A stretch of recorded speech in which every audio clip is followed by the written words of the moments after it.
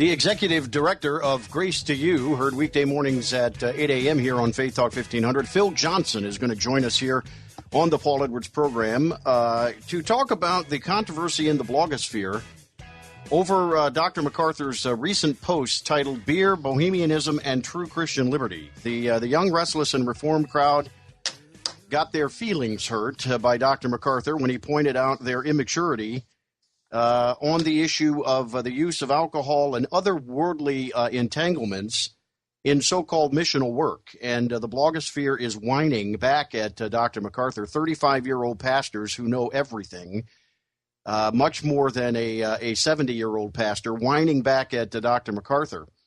And we're going to talk with Phil Johnson about the post. There are some people in the blogosphere I respect who are suggesting that maybe Dr. MacArthur went too far and painted with a broad brush the entire young, restless, and reform movement, and Dr. MacArthur needs to apologize. We'll find out from Phil Johnson whether or not he thinks that's necessary here on the Paul Edwards program, all across southeastern Michigan, northwest Ohio, and parts of Ontario, Canada, and wherever you happen to be listening via the World Wide Web all around the world.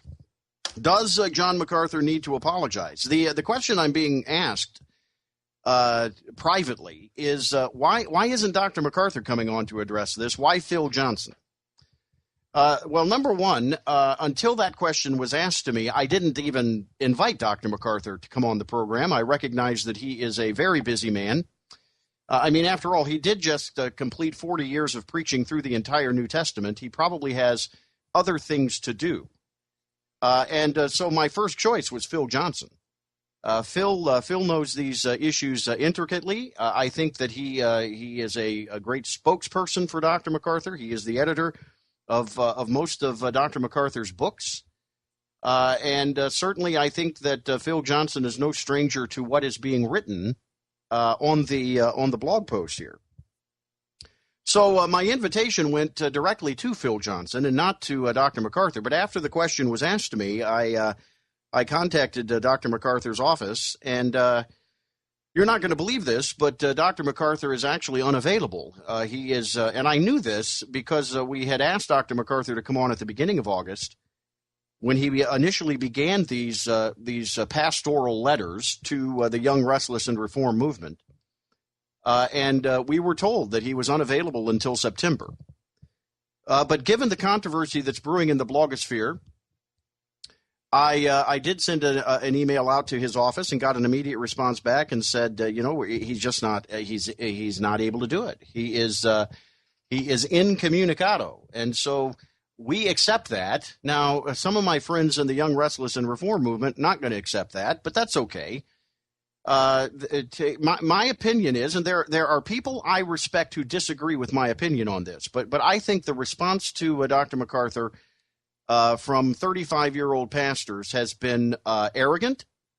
I think it has been disrespectful. I mean, for goodness sake, you've got Eric Raymond from the former Irish Calvinist, now ordinarypastor.com, calling Dr. MacArthur old and grumpy.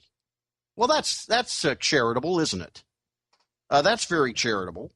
And I fully recognize that it may be, in direct response to the young, restless, and reformed moniker that the younger pastors have been labeled with, but they proudly wear that label, young, restless, and reformed.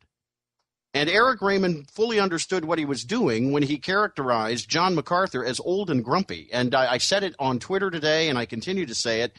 Eric Raymond owes Dr. MacArthur an apology for that. Whether or not we ever come to an agreement that Dr. MacArthur owes him an apology, Eric Raymond certainly owes John MacArthur an apology. A 35-year-old man. I'm 50.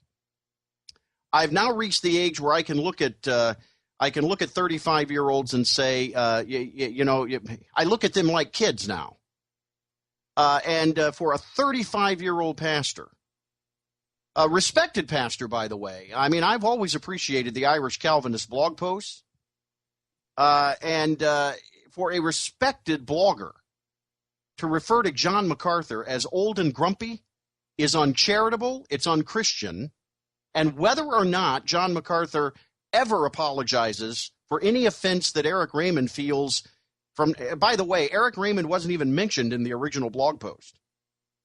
An article that Eric Raymond wrote on a beer fast was linked, and Eric Raymond is taking this as a personal attack on Eric Raymond. This isn't a personal attack on Eric Raymond. It was one article that John MacArthur linked to in his blog post out of about 7 or 8 to illustrate that the young, restless, and reformed pastors have elevated to a status of pride this notion of look at all the vices we're involved in.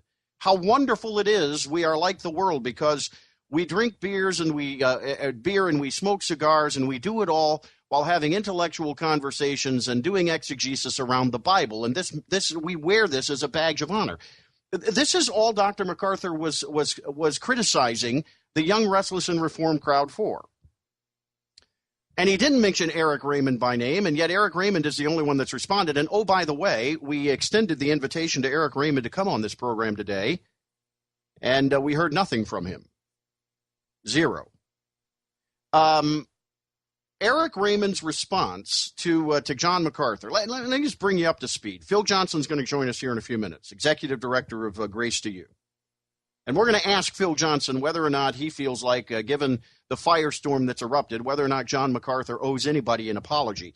But for those of you that are driving the log treeway and just tuning in and you're saying, what in the world is Paul talking about? John MacArthur, heard weekday mornings at 8 a.m. right here on Faith Talk 1500. John MacArthur, one of the leading voices in evangelicalism, one of the leading sound theological voices in evangelicalism, began at the beginning of August a series of blog posts, which I think are nothing more than pastoral letters to the young, restless, and reformed crowd. To get an image in your head, the Mark Driscoll types, to say to them, here are some things that I see happening in your movement. Here are some things that I see happening among you. And from a 70-year-old perspective, from the perch that I'm on, as I look back over the history of my life, I want to give you some advice, and I want to help you. The most recent post was yesterday, or the day before, when he blogged on beer, Bohemianism, and true Christian liberty. And here's what Dr. MacArthur said. For some who self-identify as quote-unquote young, restless, and reformed, it seems beer is a more popular topic for study and discussion than the doctrine of predestination. They devote whole websites to the celebration of brewed beverages. They earnestly assure one another, quote, that most good theological discussion has historically been done in pubs and drinking places, end quote.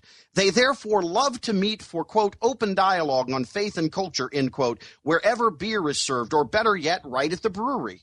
The connoisseurs among them serve their own brands and even offer lessons in how to make home brew. Now, all of that has hyperlinks at the Grace to You blog. You can read it for yourself, gty.org/blog. gty.org/blog. This whole paragraph is hyperlinks, which will take you to young, restless, and reformed pastors' websites to prove the point that MacArthur is making. One of the links was to Eric Redmond's Ordinary Pastor site, where he did a whole blog post praising the drinking of beer for Lent. And Eric Raymond took that link as a personal attack, merely because John MacArthur linked to his blog post advocating, praising beer for Lent as a viable option for Lent. Dr. MacArthur is not, this is the criticism that is being leveled at Dr. MacArthur from the young, restless, and reformed types, that Dr. MacArthur generalized, overgeneralized, painted with a broad brush, and characterized the entire young, restless, and reformed movement in this way. When clearly Dr. MacArthur wrote, quote, for some who self-identify as young, restless, and reformed, it seems beer is a more popular topic for study and discussion than the doctrine of predestination. Clearly, in the second paragraph of the post, Dr. MacArthur is not overgeneralizing. Clearly, he's talking to the leadership of the Young, Restless, and Reform movement, which I fully recognize is not an organized movement at all.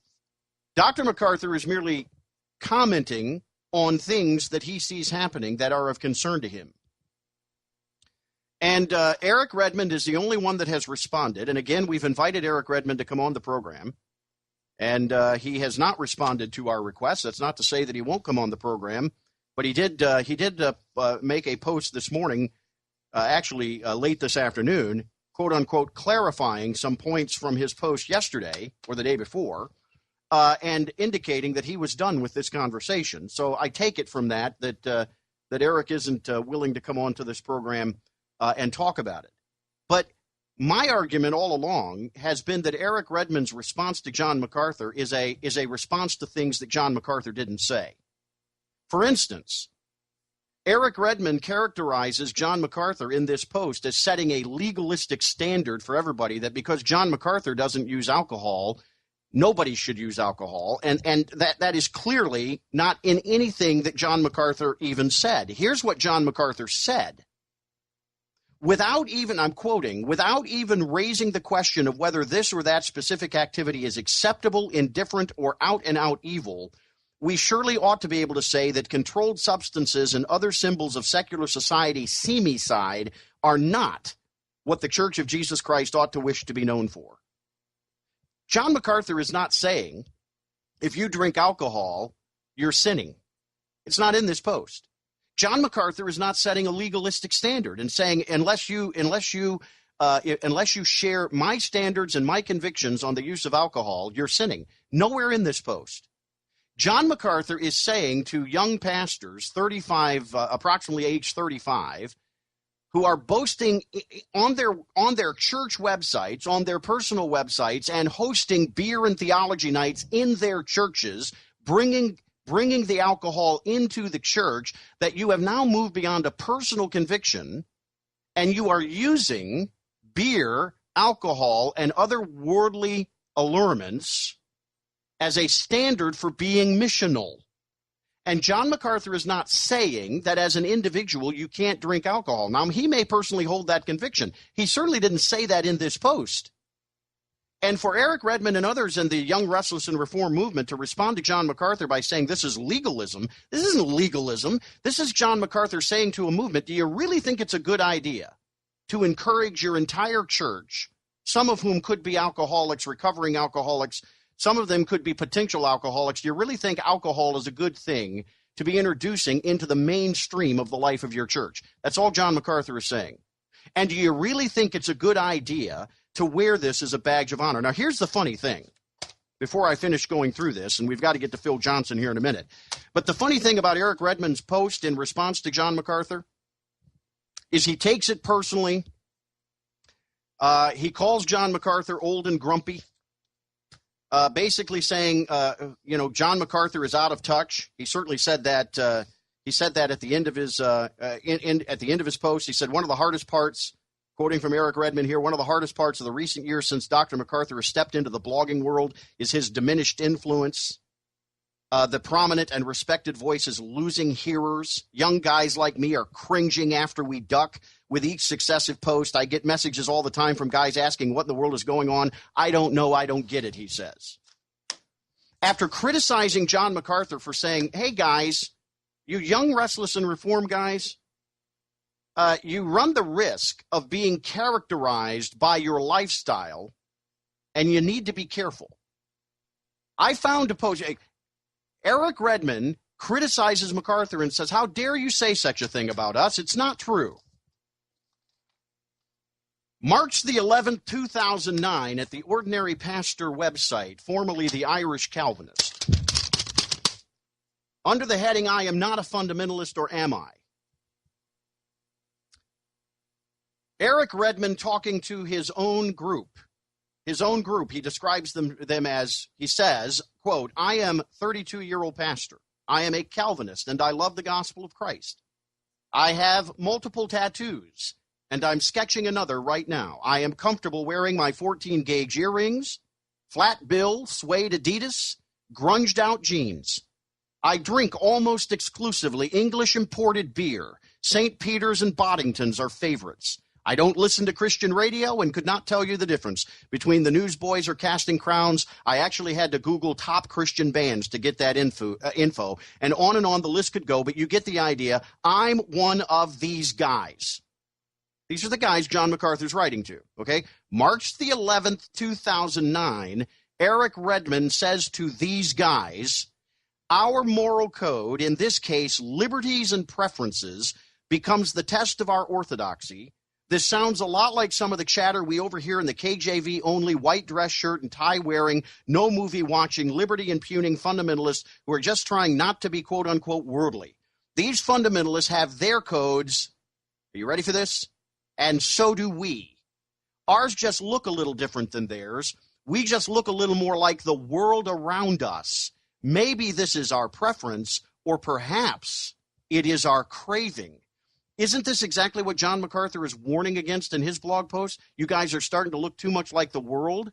You're using worldly allurements and calling it missional. March the 11th, 2009, Eric Raymond goes on. The danger in this type of new fundamentalism is the same as with the old. The glory of Christ gets eclipsed by the glory of self. Our identity slowly becomes wrapped up in who we are not rather than who Christ is.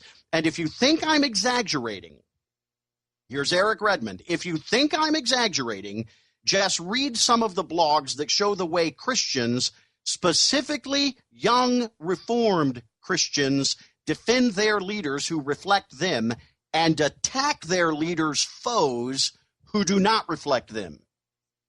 Eric Raymond did this very thing when he responded to John MacArthur.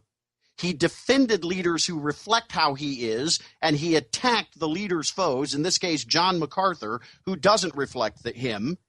And then Eric Raymond says this, March the 11th, 2009. I see the dangerous tendencies. I see my frustration with evangelicalism's preoccupation with everything but the gospel, fueling a pendulum swing the other way that looks different, talks different, and acts different, but at the end of the day does the same thing. It promotes and preserves an identity other than Christ. What is that identity? It is tattoos, 14-gauge earrings, flat bills, suede Adidas, grunged-out jeans, and drinking almost exclusively English imported beer. Everything John MacArthur warned the young, restless, and reformed about in his post on beer and Bohemianism, and everything that Eric Raymond criticized John MacArthur for warning his group about, Eric Raymond did on March the 11th, 2009, said the very same thing that John MacArthur said in his post, yet it's okay for Eric Raymond to say it, but when John MacArthur says it, he owes the world an apology. Our toll-free number works anywhere in the continental United States and Canada, 866-423-9578. I'll pay for the phone call for all you young, restless, and reformed guys that want to call in and tell me what a bad person I am and how uncharitable I'm being. 866-423-WLQV, 866-423-9578, toll-free from anywhere in the continental United States and in Canada. We're chatting about the blog post that John MacArthur began at the end of July, beginning of August. Really, in my opinion, pastoral letters to the young, restless, and reform movement. Some have said, shouldn't John MacArthur have taken this up individually, with individual pastors within the movement? No, because he is addressing what he sees in the movement as a whole. And I don't need to defend John MacArthur, but I tell you, I am at the end of my rope with 35-year-olds calling John MacArthur grumpy and old and grumpy, and thinking they know more than a 70-year-old, and basically telling him to just go on. It's a new day. It's time for you to get off the stage because you've lost your influence. It's offensive. It is disrespectful. It is unchristian. And Dr. MacArthur deserves better, whether you agree with him or not. You can read these blog posts for yourself, by the way, at gty.org. www.gty.org. And, of course, Grace to You heard weekday mornings at 8 a.m. right here on Faith Talk 1500. Their executive director is Phil Johnson, who's on the other end of our phone line. And, Phil, I'm glad you could make some time for us. Welcome. Hey, thank you, Paul. Good to be back with you. The email that I'm getting is saying John MacArthur does not surf the web. He doesn't know how to do a hyperlink. He had to have some help writing this. Well, that's partly true and not. Actually, he does surf the web. He has an iPad.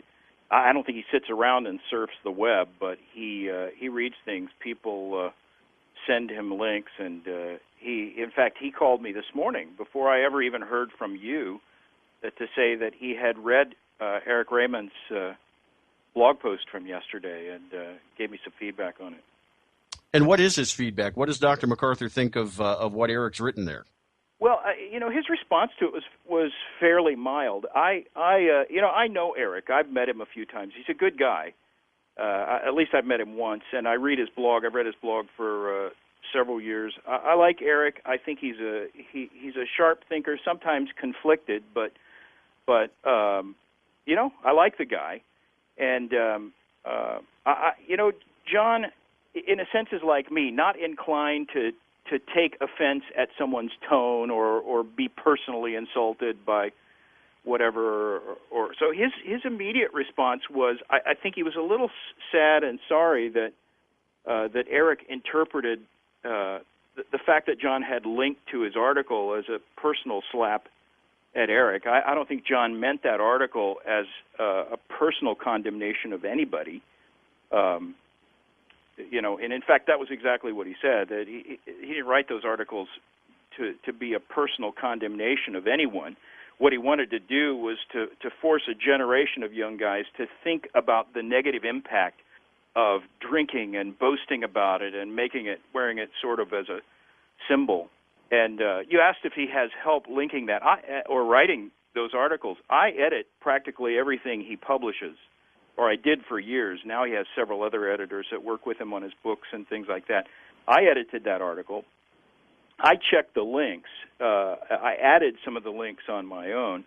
That link to Eric's article was simply a link to illustrate the fact of how important beer is in the life of some pastors. And actually, it was a link to an article that Eric had written about another pastor who was doing a 40-day beer fast for Lent. And I read the article. I wasn't sure what Eric's position was with regard to it or not. Eric, who is perfectly capable of expressing strong opinions, actually just told the story of this guy who was fasting from everything except beer. The guy was a pastor. And Eric's tone seemed to be to think this is kind of a cool thing, but really the article was, what do you think about this? I think he said in the article that he wasn't advocating it, but he thought it was an interesting idea, and he just solicited his readers' feedback. So I don't think John was making any personal accusation against Eric by linking that or most of the other links that were included in that article. They weren't intended to be personal affronts at anybody, but just to, as John said, to sort of motivate a generation to think carefully about how we use our Christian liberty and be more in the spirit of Paul, who actually didn't regard abstinence as a sin to be repented of, but Paul said, look, if eating meat offends my brother, then I won't eat any more meat. I'll abstain. He took it very seriously, the possibility that someone with a weak conscience could be injured if he set a bad example, if he encouraged them to break their conscience. And that was just with regard to meat offered to idols. When you're talking, that's not an addictive sort of behavior.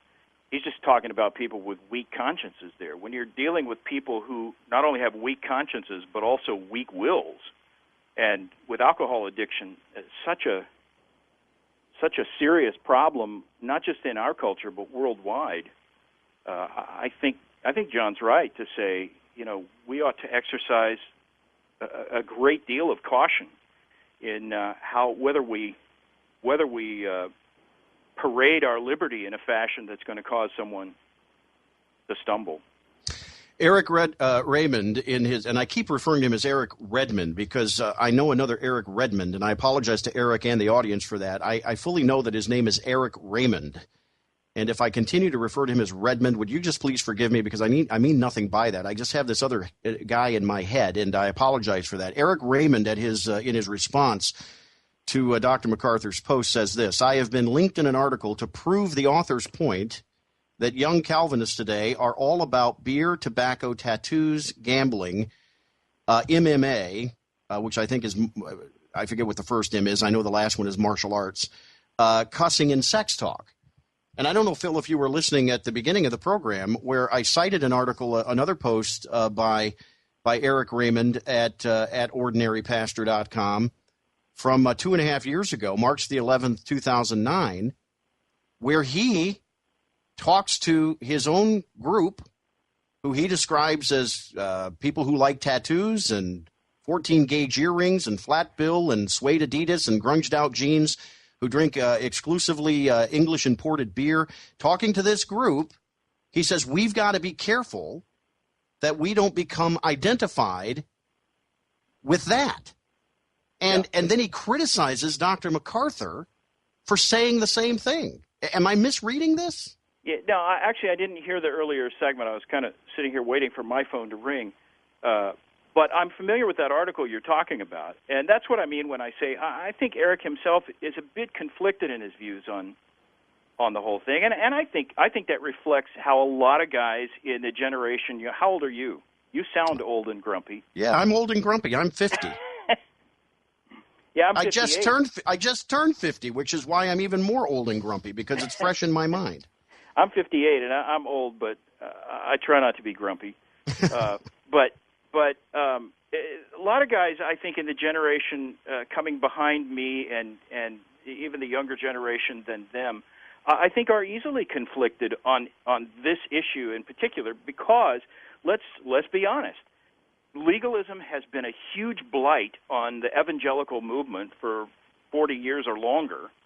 And I think it's natural and typical and normal to overreact against a problem like legalism, and to go the opposite direction. You see that even in how the New Testament deals, on the one hand, with legalism, but on the other hand, warning us against making our liberty an excuse for indulging in the flesh or causing others to stumble. There's a very difficult tightrope to walk there.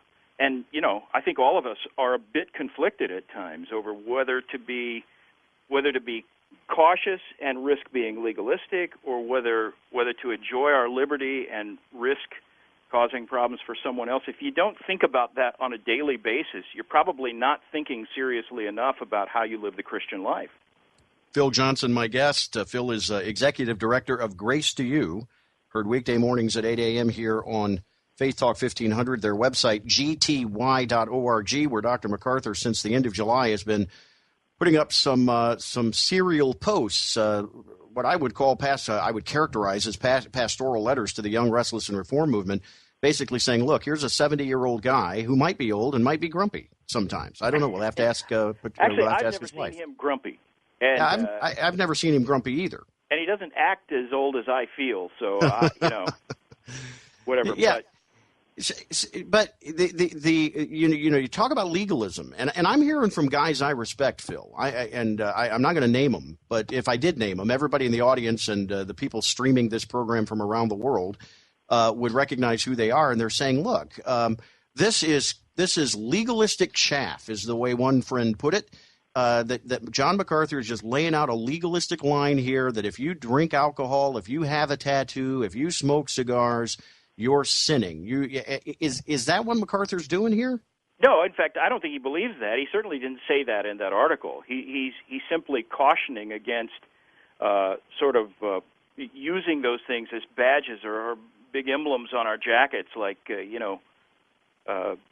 badges of identity. To say, this is who I am. I drink beer. I mean, is it really important for the world to know what a pastor's favorite beer is, whether he drinks English imported beer or not?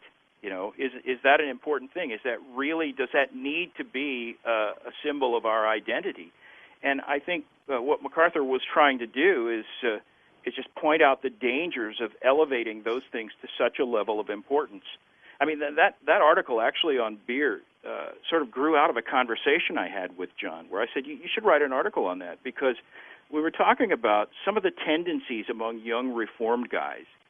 And I really ought to make this clear, too. You got to go back and read his first article in this series. He's not condemning the movement, the young, restless, and Reformed movement as a whole, for every criticism he brings up against the tendencies of some of the more vocal people in the movement.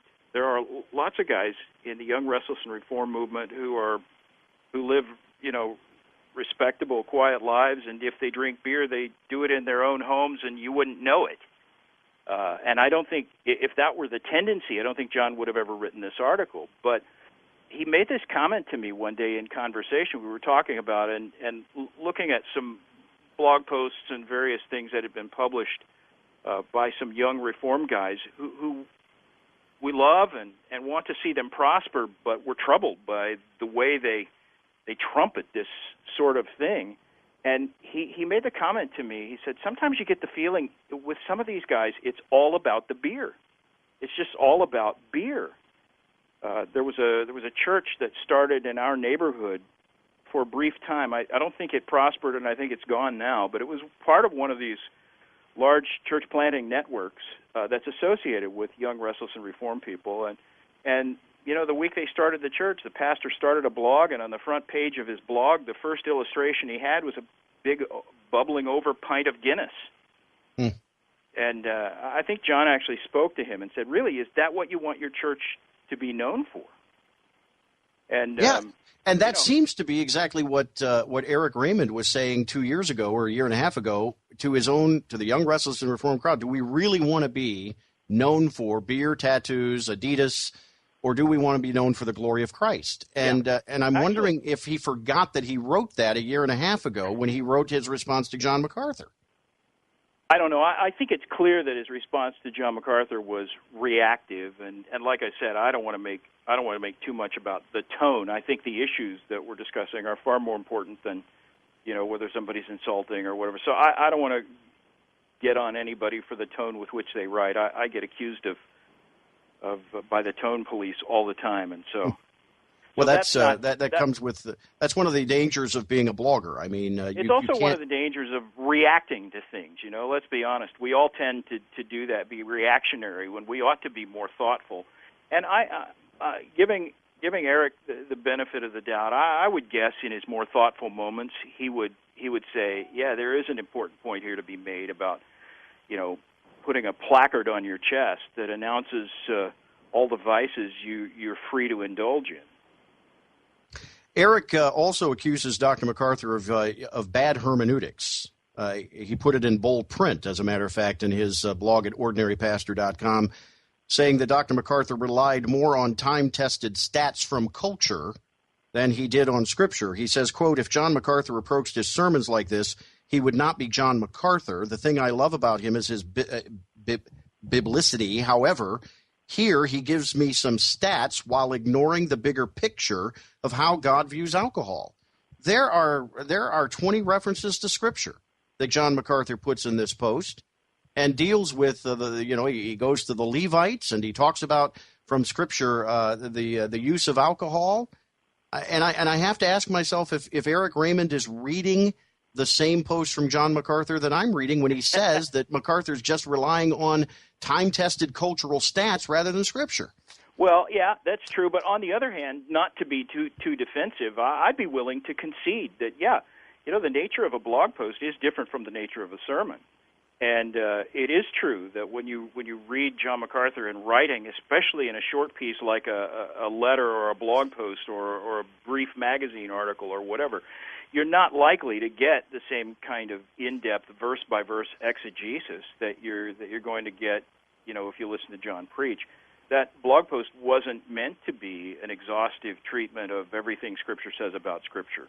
He was actually trying to make a very simple point that to adopt badges of identity that are borrowed from a list of things our mothers universally disapprove of, and make those things the the identifying factors of our church and our movement, it's not really a particularly good idea.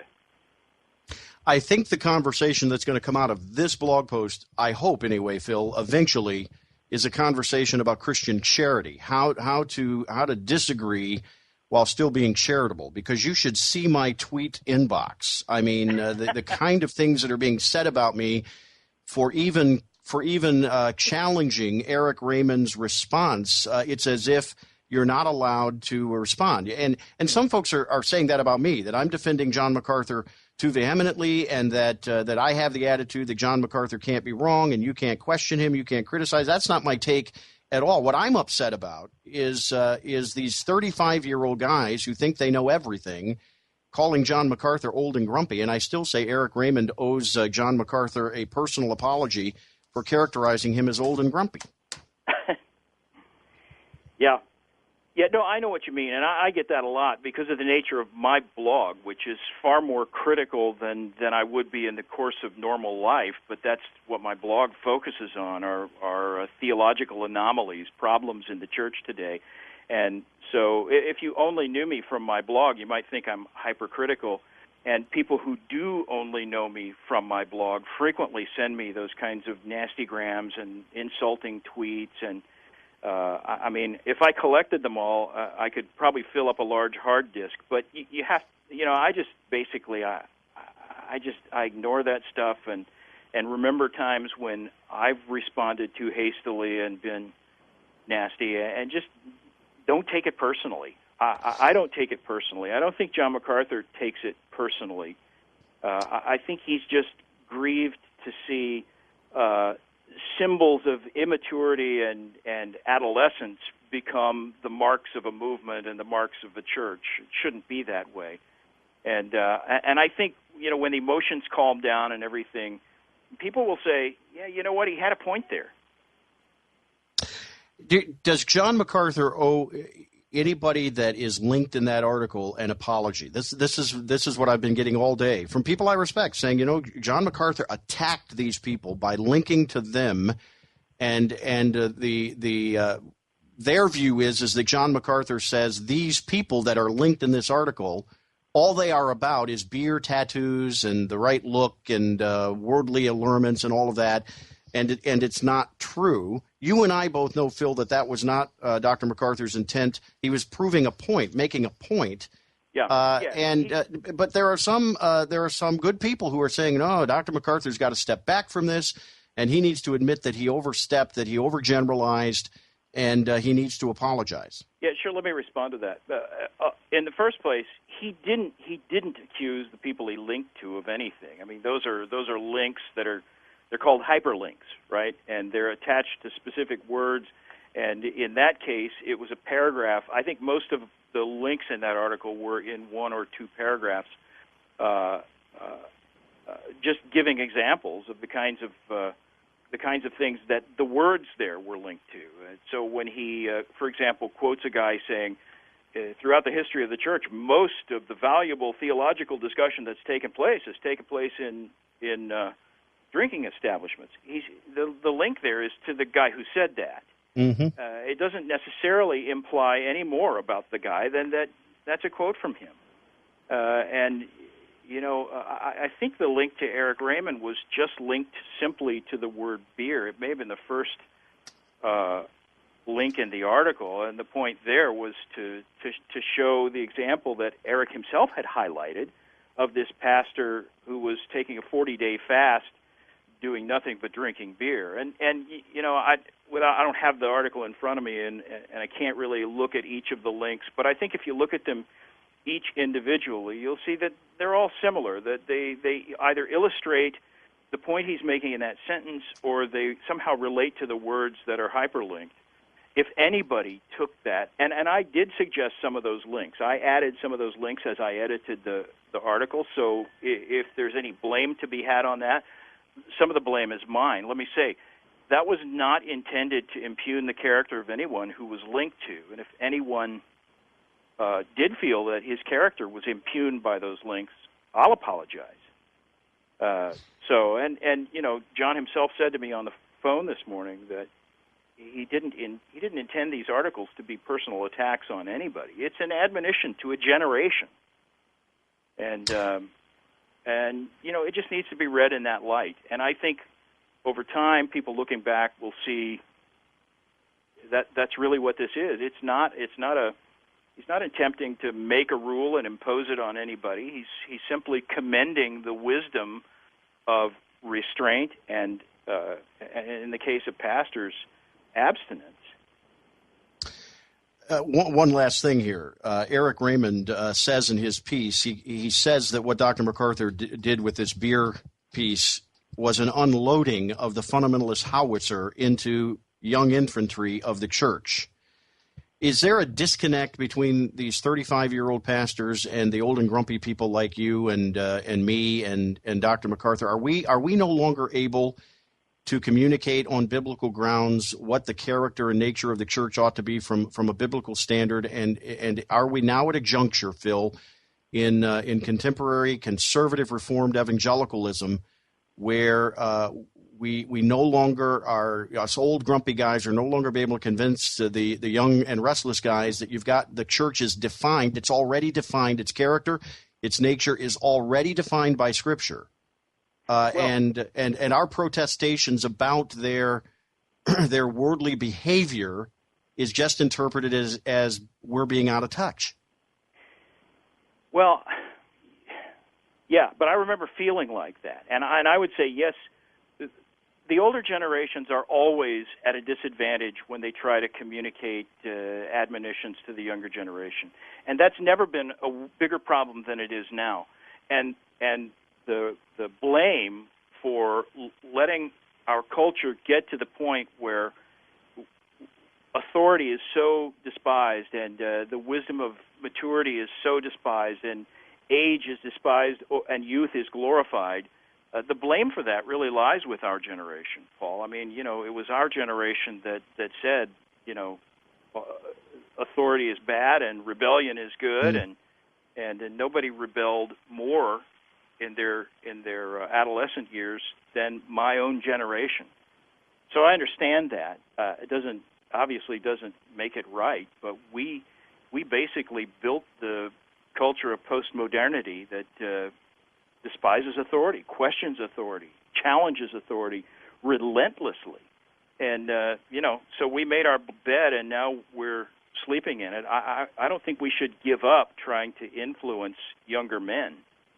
But obviously we have to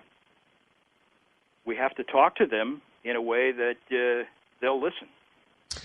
We, as I stated at the top of the hour, we invited Eric Raymond to come on this program, and I said at that time I had not gotten a response from him, that all I knew was what he had blogged earlier this afternoon, where he said this was going to be his final word on the conversation. He wasn't saying anything more about it. Well, at 16:23 military time, which is 4:23, 23 minutes into this program, Eric Raymond direct messaged me and said, quote, "Just for the record, I responded to your email as soon as I got it. In meetings all day. Check your inbox." Well, I've checked my inbox, and I don't see Eric Raymond's email responding to me, but I'm going to take his word for it. I have no reason to doubt that he did indeed respond to me. So in the interest of full disclosure, when I stated earlier that Eric had not responded to my request to come on this program, it's because I hadn't seen an email in the inbox. Eric says he did respond. And so I want to honor that and say thank you, Eric, for responding, and I'll keep checking my inbox. Phil Johnson is the Executive Director of Grace to You, www.gty.org. You can read these blog posts. Did you or John have any idea that these blog posts would become this controversial? Oh, yeah. Yeah, I mean, sure. I've been blogging long enough that I know what the potential is. And, think about it. Paul, if you're trying to say to someone who's immature, you need to grow up, it is really hard to do that without sounding insulting. Yeah. And they're going to be insulted, and they're going to, in some cases, throw rocks. And I think we just have to keep our heads and be persistent and just stand for what Scripture says is true and right. Phil, we appreciate your ministry. Thank you. Thanks for being with us. 49 minutes after the hour, you can visit Phil Johnson and Grace to You at gty.org. And, of course, Phil's other websites, teampyro.blogspot.com, as well as spurgeon.org.